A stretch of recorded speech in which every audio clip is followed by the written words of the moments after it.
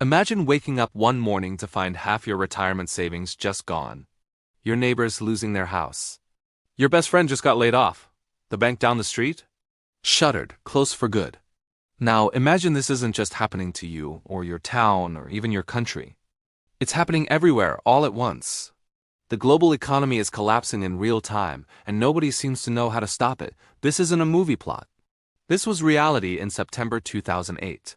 Lehman Brothers, a financial giant that had survived the Civil War, 2 world wars, and the Great Depression, declared bankruptcy overnight, and with it, the world economy was pushed to the brink of total collapse. Nearly 9 million Americans lost their jobs. 6 million families lost their homes. And trillions, with a T, trillions of dollars simply vanished from the global financial system. But here's the thing you need to understand. This wasn't a natural disaster like an earthquake or a hurricane. This wasn't some unavoidable tragedy. This was caused by decisions, human decisions, made by some of the most powerful people in finance and government, who were supposed to know better, people we trusted to manage the system. And the craziest part? The warning signs were everywhere, blinking red for years. Yet they were ignored. So how did we get here? How did the world's most powerful economy nearly destroy itself, taking the rest of the world with it? And the million-dollar question, or should I say trillion-dollar question, is could it happen again? In this video, we're going to pull back the curtain. We'll break down the complex world of subprime mortgages, credit default swaps, and Wall Street greed into simple, understandable terms. We'll follow the money trail to see who got rich and who got left behind. We'll look at the key players, the moments of choice, and the dominoes that fell one by one, leading to the worst financial crisis since the Great Depression. What I'm about to show you is more than just a history lesson. It's a cautionary tale that's more relevant today than ever. It's going to make you question everything you thought you knew about how our money, our banks, and our economy really work. So stick around, you won't want to miss this. Let's get into it. Let's rewind to the late 90s, early 2000s. America is booming. The internet is taking off, the stock market's climbing, and there's this beautiful idea being sold harder than ever, the American dream of homeownership. Politicians on both sides were pushing it. George W. Bush even called America an ownership society. The message was simple: if you don't own a home, you're missing out. And the financial system? They were more than happy to help make that dream come true. Now, traditionally, getting a mortgage was like joining an exclusive club. You needed a solid job, good credit, and a hefty down payment. Banks were careful because they were lending you hundreds of thousands of dollars. But then something changed. Banks realized they didn't have to hold on to these loans anymore. They could package them up and sell them to investors on Wall Street. This is called securitization. And this created a dangerous incentive. If a bank used to hold on to your mortgage, they cared if you paid it back. But now, they just sell it off to someone else. Suddenly, the bank's goal wasn't to ensure you could pay, but to make as many loans as possible, collect the fees, and pass the risk down the line. This is where things got wild. Banks started handing out subprime mortgages. These were loans to people who, honestly, had no business getting one, no job. No problem? Bad credit? We'll work with you. Couldn't afford a down payment? Don't worry about it. They even had something called ninja loans. I'm not making this up. Ninja stood for no income, no job, no assets, and banks were actually giving these out. They also created exotic mortgages with teaser rates. You'd get a super low interest rate for the first few years, making your payment affordable. But then, after that honeymoon period, your rate would skyrocket, doubling or even tripling your payment. The banks would just tell people, oh, don't worry. By the time your rate adjusts, your home will be worth more. You can just refinance or sell for a profit, because housing prices were going up. And up, and up. Everyone thought it would never end. And that belief? That's what fed the entire machine. So now we have millions of these risky mortgages flooding the market. Investment banks like Lehman Brothers and Bear Stearns were taking these bundles of mortgages and turning them into complex financial products called mortgage-backed securities, or MBS, and then something even crazier called Collateralized Debt Obligations, or CDOs. Imagine you have a basket of mortgages, some safe, but a lot of them risky subprime loans. Wall Street would slice this basket into different tiers. The top tier gets paid first and is supposedly the safest. The bottom tier gets paid last and is the riskiest. But here's the trick. They take the riskiest stuff from the bottom tiers and repackage them again into another CDO. It was like taking leftovers, reheating them, and calling it a gourmet meal. And who was buying all this? Pension funds, insurance companies, even foreign governments. Everyone wanted in because these investments were paying great returns, and here's the kicker, they were rated AAA by credit rating agencies. AA, the same rating as U.S. Treasury bonds, the safest investment in the world. But there was a massive conflict of interest. The rating agencies were being paid by the very banks creating these products.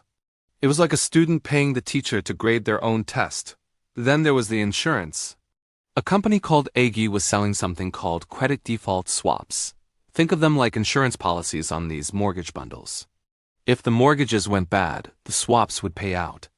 But AIG sold billions of dollars worth without keeping enough money in reserve to actually pay if things went wrong. They thought the risk was basically zero.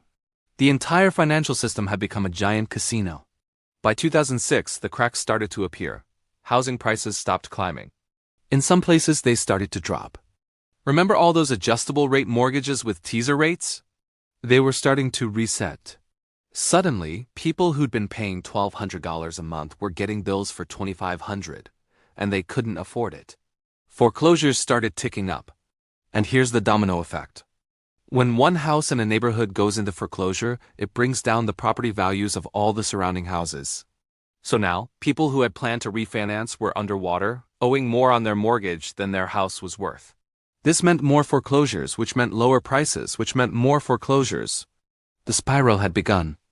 In early 2007, one of the largest subprime lenders filed for bankruptcy. By the summer, 2 hedge funds run by Bear Stearns that were heavily invested in subprime mortgages collapsed. Lost billions, the cracks were turning into fractures. Wall Street started to panic. Suddenly, nobody knew what all those mortgage securities and CDOs were actually worth. And when you don't know what something's worth, you can't sell it. The market for them froze. Banks were stuck holding what people started calling toxic assets. Because banks are all connected, lending to each other every day, this lack of trust caused the whole system to seize up. Banks stopped lending to each other, which meant they stopped lending to businesses, which meant businesses couldn't make payroll. The real economy was starting to freeze. The house of cards was about to come crashing down. March 2008. Imagine a giant of Wall Street, Bear Stearns, 85 years old, suddenly on the brink of death. The government and JP Morgan Chase rush in for an emergency rescue. A firm once worth billions is sold for $10 a share. Then even that was too high. They dropped it to $2. Everyone thought, okay, the worst is over. They were so wrong. Fast forward to summer 2008, Fannie Mae and Freddie Mac. The companies backing nearly half of all American mortgages are collapsing. The government has to take them over. Then September 15, 2008, a day that will live in financial infamy. Lehman Brothers, a $600 billion behemoth, files for the largest bankruptcy in U.S. history. The dominoes are falling fast. The same day, Merrill Lynch is forced into a sale to Bank of America. The very next day, the insurance giant AIG is on the verge of imploding. If it goes down, it takes the entire global financial system with it. Why? Because it had insured trillions of dollars in risky bets. The government had no choice but to step in with an $85 billion loan. Then another $38 billion. The final bailout total for AIG alone would be over $180 billion. The market is in a complete freefall. The Dow drops 500 points in a single day. Panic is everywhere. Banks are failing left and right. Congress initially rejects a $700 billion bailout plan. The result? The single largest point drop in stock market history. Over 777 points.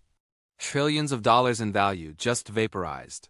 People are literally lining up at banks, desperate to pull their cash out. There was a genuine fear that ATMs would stop working, that the money in your bank account could simply disappear overnight. In the richest country on earth, the system was moments away from total collapse. Treasury Secretary Henry Paulson basically told Congress, if you don't act now, there might not be an economy on Monday. 4 days later, Congress passed the bailout. But the damage was done. The aftermath was brutal. Nearly 9 million jobs gone.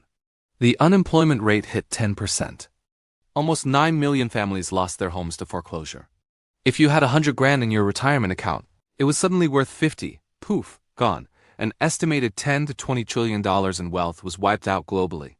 This wasn't just an American problem. It was a worldwide catastrophe. And what really made people furious? While millions of regular families were losing everything, most of the Wall Street executives who caused the crisis were fine. They got bonuses paid for with taxpayer bailout money. Out of the thousands of people responsible, only one single senior banker went to jail. One. The system blew itself up, wrecked millions of lives, and the architects walked away with a slap on the wrist. So what did we learn? We got some new rules like the Dodd-Frank Act to try and rein in the banks. But many of those rules have been weakened over the years. The biggest banks are now even bigger than they were in 2008. The problem of too big to fail is still very much alive. And here's the scariest part. The total amount of debt in the system government, corporate student loans, is higher now than it was before the crisis. We've just moved the bubble around. This wasn't an accident. It was the result of human greed, short-term thinking, and a system that rewards insane risks while making the public pay for the losses. 15 years later, the scars are still here. Trust in our institutions is at rock bottom. Inequality is worse. And an entire generation has been taught a harsh lesson about how the game is really played. The question isn't just, how did this happen? It's, could it happen again? The ingredients are still there. Massive debt, complex financial products no one understands, and a system that privatizes profits and socializes losses. History doesn't repeat, but it sure does rhyme. And unless we demand real change, we might find ourselves right back here again. Thanks for watching. If this opened your eyes to how the financial system really works, hit that subscribe button. Drop a comment and let me know. Do you think we've learned our lesson from 2008? Or are we heading for another crash? See you in the next one.